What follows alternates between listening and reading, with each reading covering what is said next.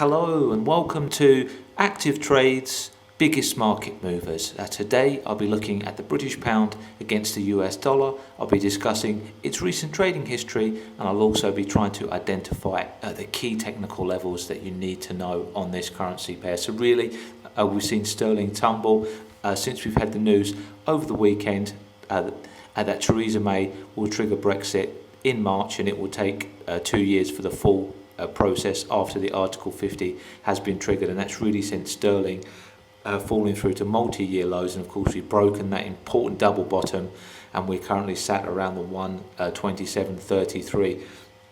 I think really it all started with the British pound falling through some key technical levels that I'd like to mention. Of course, it fell through the 129.40, and once it passed through that, it was then on slippery ground, and then we went through 128.80, and then we tested really the yearly low around that 127.80 level, and once that was broken, it's really opened up the floodgates here for sterling to just sell off. So if we tried to have a look for some levels to the upside, I think we must really first of all look at that key area that it broke through here, and I've got a Fibonacci sequence all the way back to that 220 area, 210 area, and moving down really to the multi-year lows around 1985, and that was the sequence that we saw, and that's where we saw the British pound bounce from the last Fibonacci sequence, which is really the last line of defense around that 127.80 to 90 area here.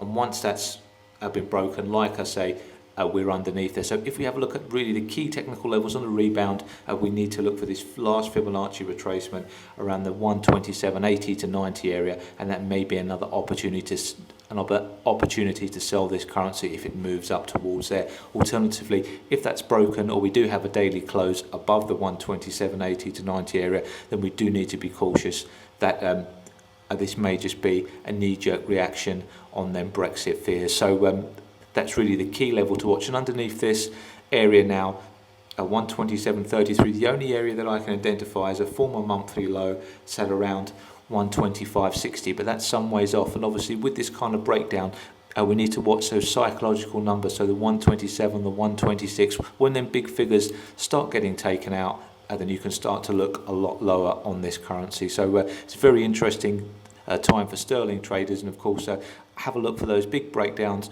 through the psychological numbers, 127 and 126, and of course watch out for rebounds on the upside towards the 127 to 80 area, and also the 128.40 may offer some resistance if we do get a bounce.